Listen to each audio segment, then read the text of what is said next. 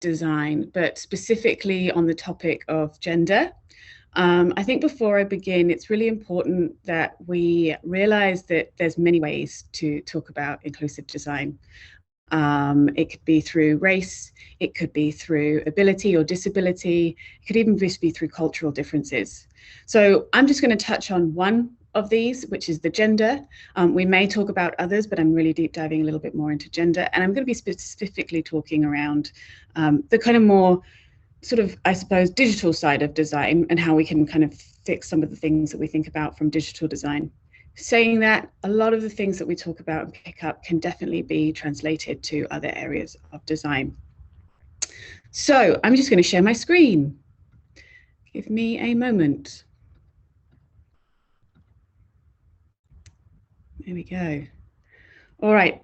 And as Hannah mentioned, I won't be able to see the questions at the moment, so I'll jump back when I need to when I ask you to partake. So, when no gender fits, how to be more inclusive through ungendered design.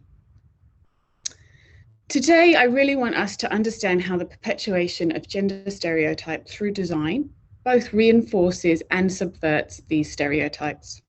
I want to explore how reinforcing gender stereotypes can really harm the individuals, because actually it means they are not able to fully express themselves or even be seen as proper individuals or human beings. So in this session specifically, I really hope to provide some guidance, and I hope you take something away from it on how to provide a better, more inclusive digital experience focused around the topic of gender. So before we get started, I'm just going to ask everybody in the room just to have a little bit of a think. Where are some of the places that we may see gender in design? I would love it right now if you could just share those thoughts of some examples where you've seen gender play out in the world of design or in the world in general. Just write your answers down in the chat and we can have a quick look. I have some examples of my own, but I'll share those in a second.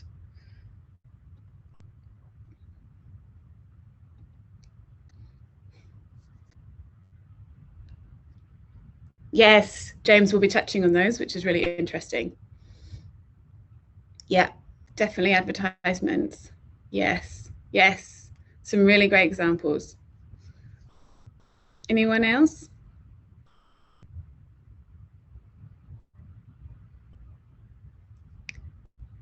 All right, give it maybe a second one.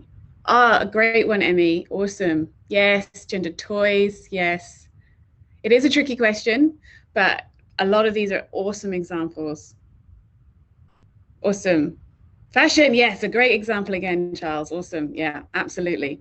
All right, I'm going to just jump back to the presentation and I'll show you my examples that I picked up.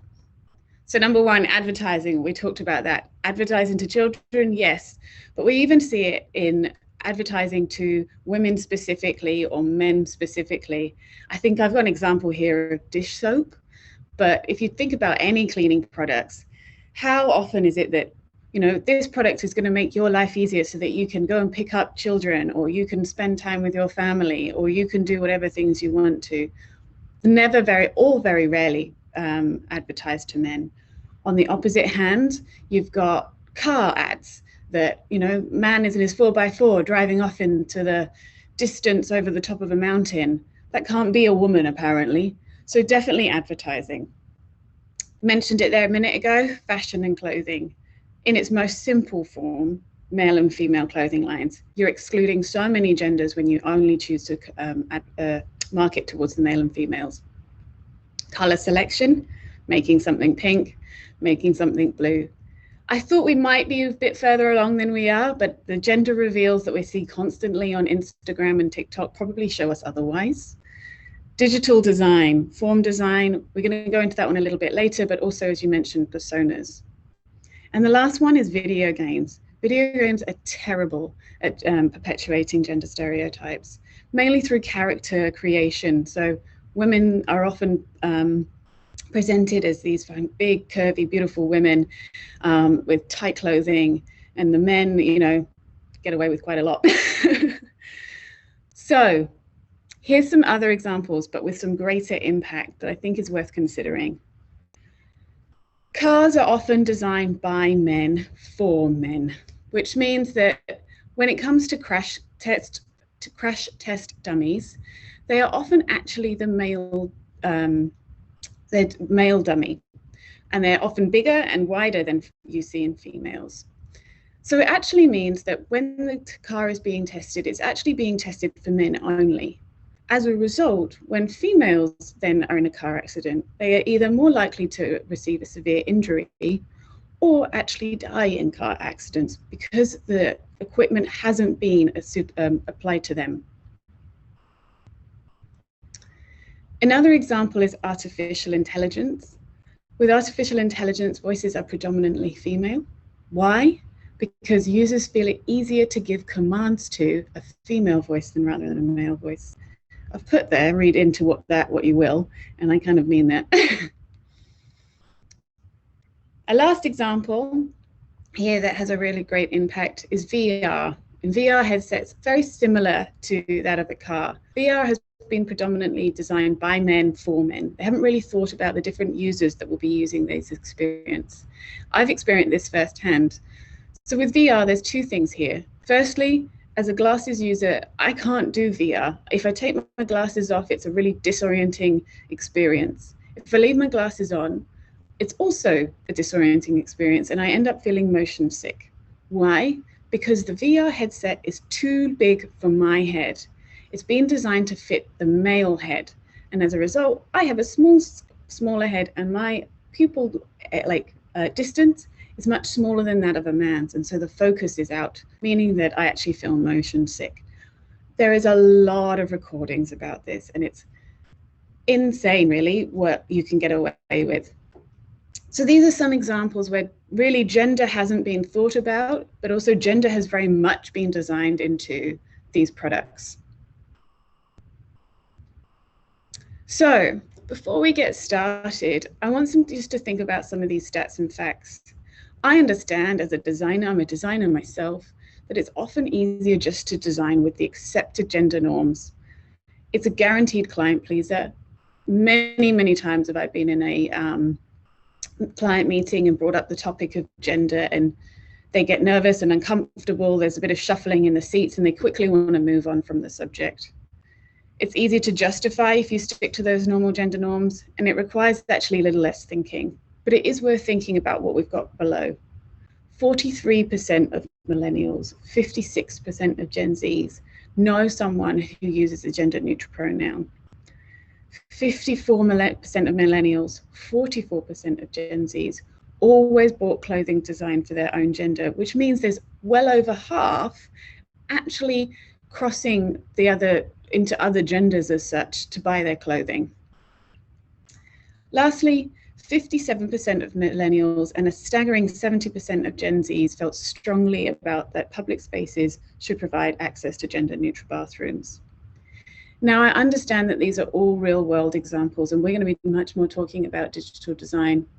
But it is really important to realize that actually a lot of the stuff that happens in society is often reflected within design, especially within digital design.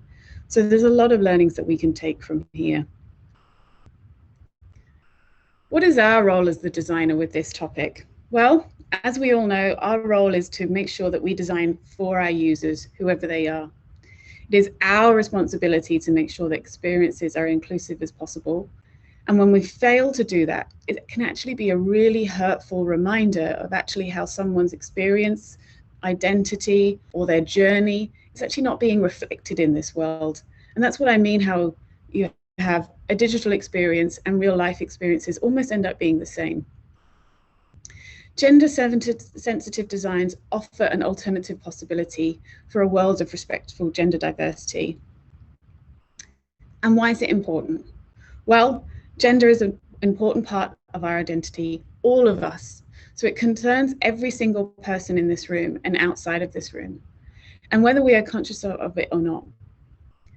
Gender inclusive is one of the important dimensions of inclusive design because our design decisions in this area really can affect our users directly.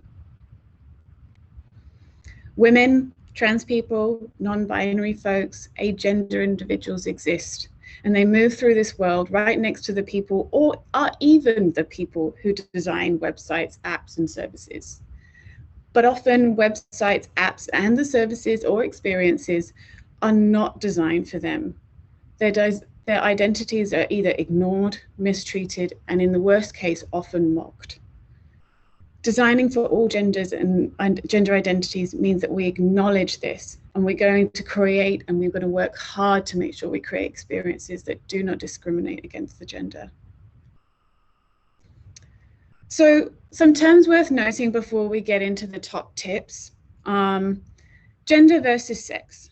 Most people know this, but it's always worth just reminding that gender and sex are actually two very different things. Sex is what you are assigned at birth. It's your biological sex. So you can be male, female, or intersex. Gender is more personal, and it's much more individual. And gender is fluid, which means it can change. Cisgender. A cisgender person is a gender that matches their sex assigned at birth. Perfect example is myself here. I was assigned female at birth. I identify as a female, and I go by she and her pronouns. I'm cisgender. Gender presentation. This is simply just how somebody looks. So someone's gender is probably, they dress as a female, but they might actually be a male. It's just the expectation of what people think of them. So let's jump into some things that we should be starting to think about as designers. The first one is forms, and I like to call it the name game.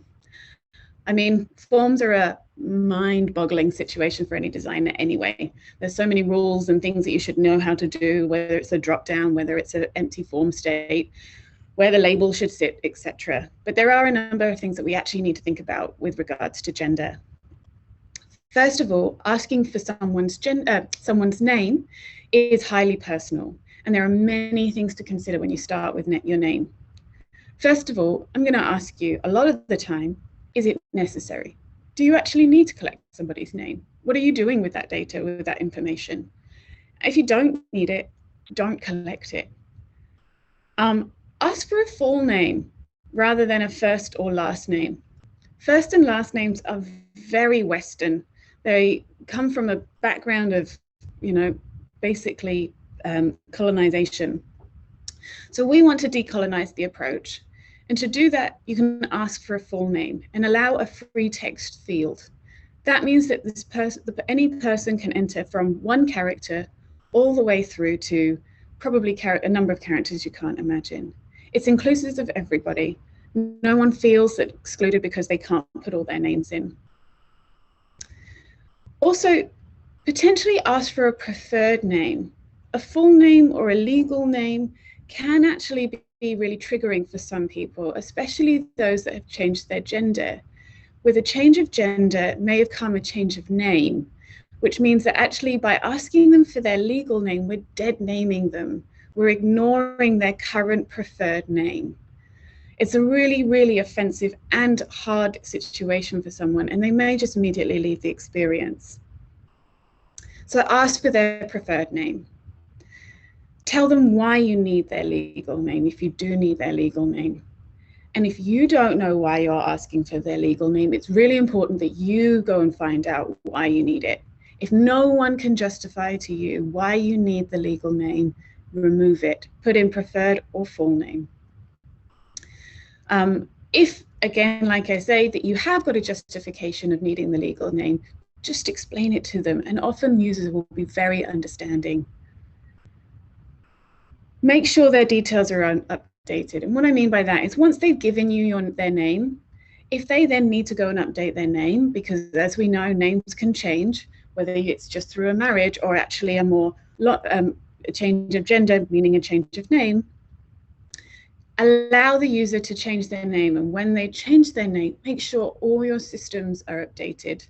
The last thing you want to be doing as a designer is sending out communications that don't reflect their updated name. Again, it can be incredibly triggering for some people. And then after all of that, if you have decided that actually all you need is a unique identifier for this person, just ask for a username. You don't need a full name at all. And that's a really good workaround. So that's the name game. What about asking for gender, sex, or neither?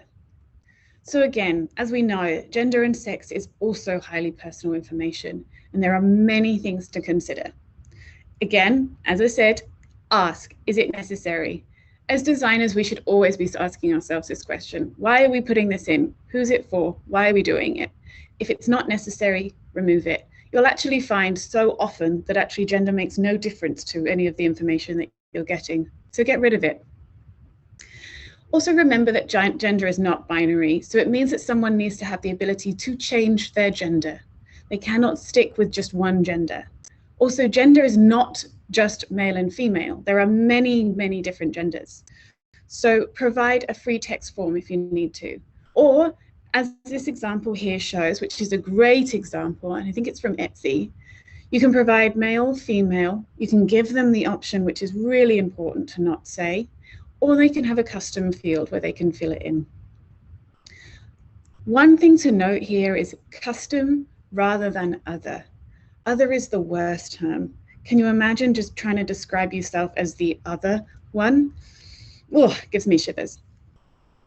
Again, if you need their sex rather than their gender, you need to explain why. Sex, again, can be really personal and actually really traumatic for some people. So find out why you need their sex, and once you understand, tell them why. Lastly, when you've got the information, one of the big things that I'm going to call out is do not aggregate the results. And what do I mean by that? I mean, don't use these results to inform what kind of marketing campaign you're going to send to someone. This is the worst kind of perpetuation of stereotypes. A female is going to get this marketing, a male is going to get this marketing. Oh, just don't do it, is all I'm saying. All right, moving away from forms a little bit. Let's get wild. What do I mean by that? So avatars. Avatars are used to help visually recognize where comments have been without having to worry about where the names are. Or they can be placeholders for users who haven't actually uploaded their own picture of choice yet. What do we need to do around avatars? Well, firstly, don't force the images of people. So sometimes, as I mentioned, it can be used to upload people's pictures, and a good way to identify them. If they want to do that, that's fine, but you shouldn't force them to do it. And if they don't want to do it and it makes them uncomfortable, that's fine. Find another way to do it. One of the ways not to do it is using this person icon. When researched, this person icon was always seen as a white male. I know it's pretty neutral. I know it's not a huge thing, but actually, when someone sees that, they see a white male, which means the majority of people out in the world do not actually identify with this icon. So probably a good recommendation is to steer clear of humans entirely and maybe use something a little bit fun and a little bit interesting instead. I have to say, I really like the Google anonymous animals. You'll notice when you're putting in notes into like a Google Doc, these appear. I think they're a real smile in the mind moment. They're quite fun. They're quite sweet. It's a really good workaround from not assigning any gender to the avatar. You can also use letters or numbers or characters, but really just move away from people as much as possible. Personas, mentioned this earlier, which is a great one to talk about.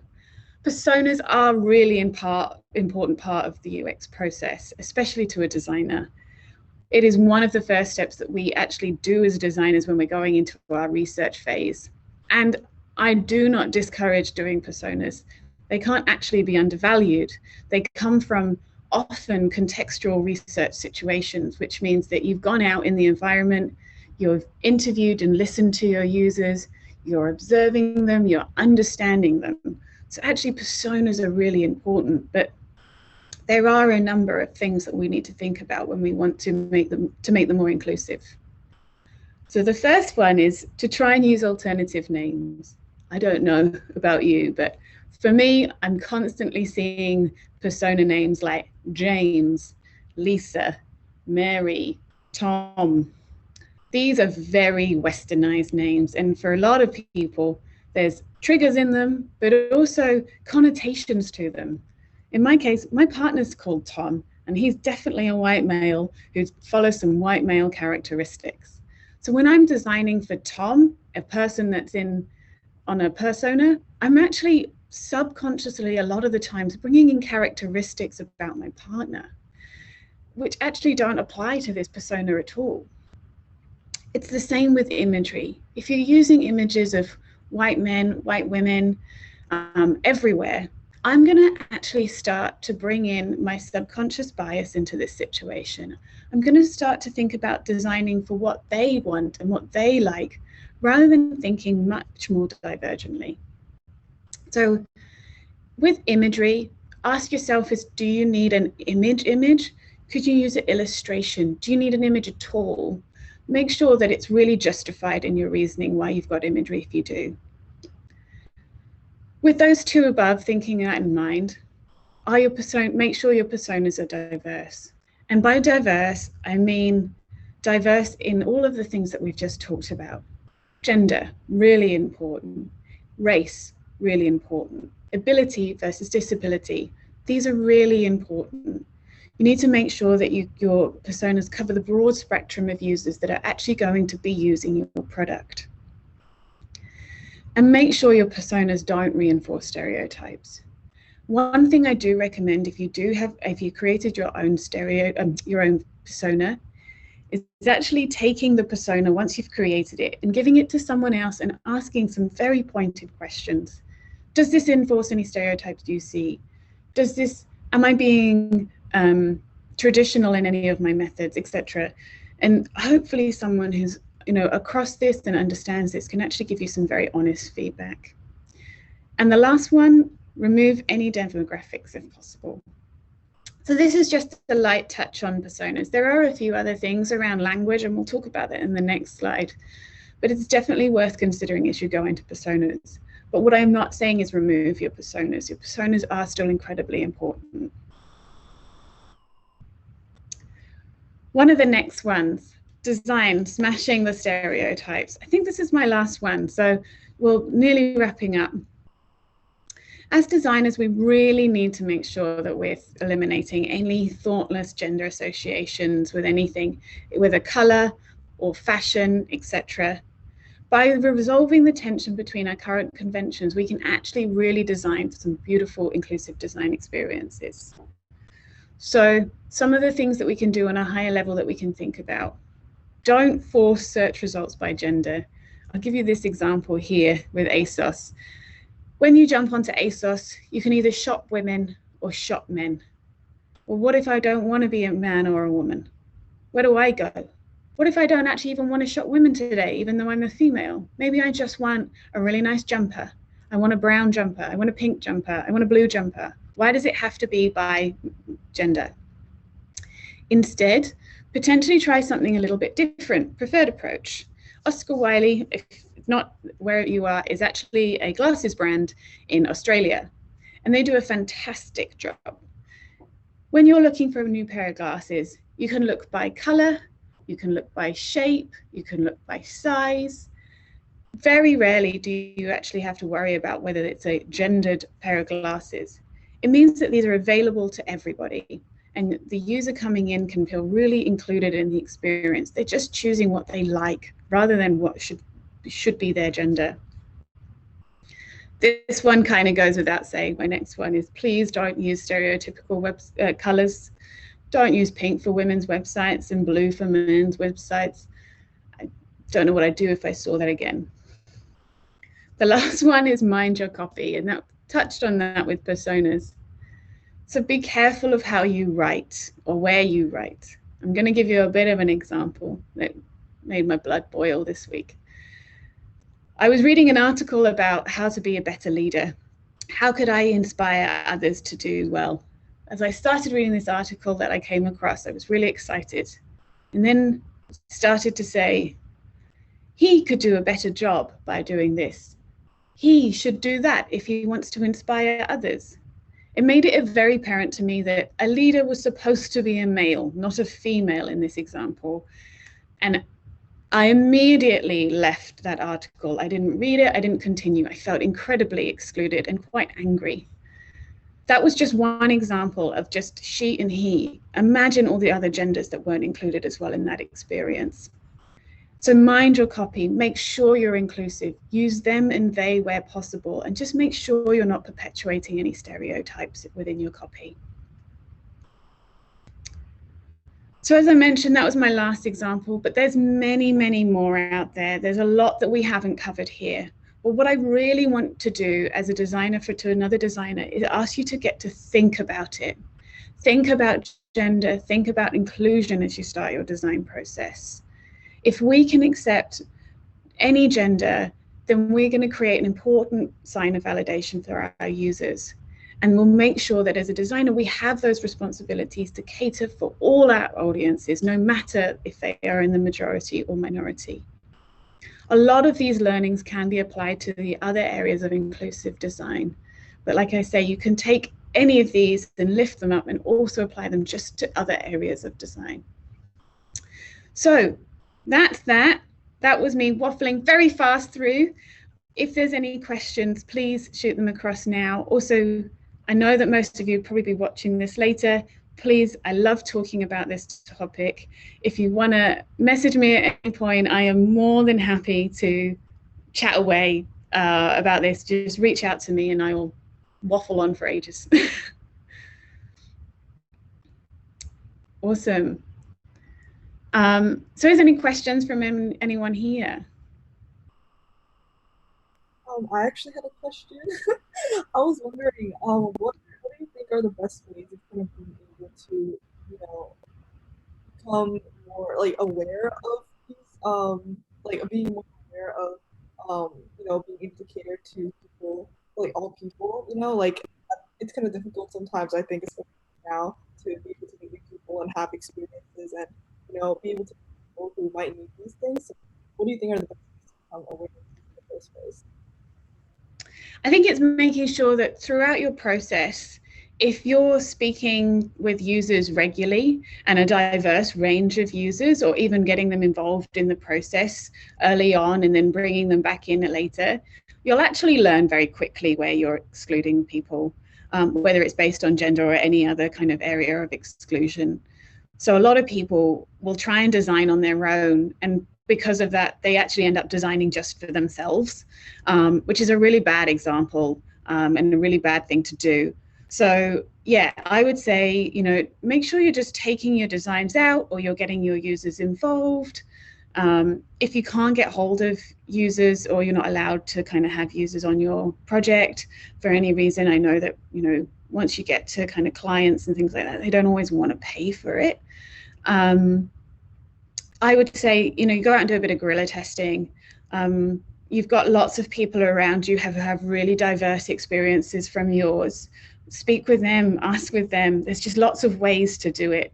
And even I'd say one of the other things as well, and don't super love this approach, but it can be something as a last resort. If you've got a bit of a design and a bit of an idea, find some platforms that you could potentially upload it onto. Dribble is a good example, but there's others out there. And just get people to feedback as well. Get direct feedback from them. And they'll give you honest opinions. People on the internet love to give their honest opinion. Any other questions?